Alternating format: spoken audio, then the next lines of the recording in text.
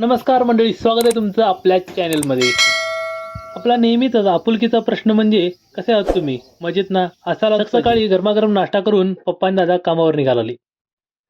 त्यानंतर मी घरात एकटाच होतो. मग काय आपल्यासाठी होतं की हे काम. कामाला जायच्या आधीच पप्पांनी चपातीचं पीठ मळून ठेवलेलं. मग काय बाकीचं जेवण पण तयार झालेलं तिकडं. दोडक्याची भाजी केलेली, भात आमटी बनवून नंतर गरमागरम चपात्या बनवता येतात असं सांगून मला माझ्यासाठी हे काम दिलेलं.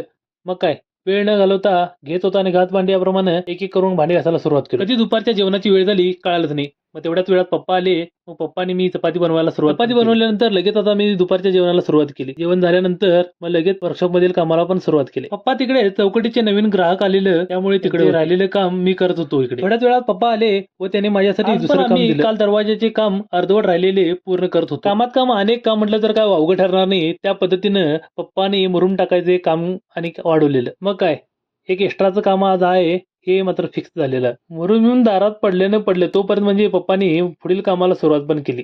तोपर्यंत मी इकडं ट्रॅक्टर चालक मालक संघटनेचे अध्यक्ष व उपाध्यक्षांना मुरुम आणल्याबद्दल गार केलं. मग ते बी खुश, मी बी खुश. असं करत करत यांच्याबरोबर जरा टाइमपास केला आणि मग थोड्याच वेळाने हे निघून गेले. मग त्यानंतर मी माझ्या कामाकडे वळलो. काम पूर्ण होतंय न होतंय तोपर्यंत म्हणजे अचानक एक काम आलेलं.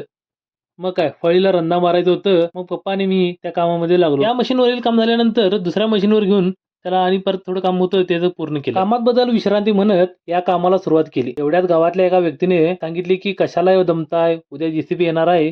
त्यामुळे मग आम्ही ही लाकडे काढून टाकायला सुरुवात केली. हे करता करता कधी सूर्यास्त झाला कळालंच नाही. पण आज हे काम पूर्ण करायचं ठरवलेलं, कारण उद्या जेसीबी येणार होतं. त्यामुळे नाहीतर हे सगळं काम हाताने करावं लागणार होतं. खूपच वेळ झाला होता. मग त्यानंतर चपातीचा आणि कार्यक्रम. आशा करतो की आजचा व्लॉग तुम्हाला आवडला असेल. भेटूया पुढच्या व्हिडिओमध्ये. धन्यवाद.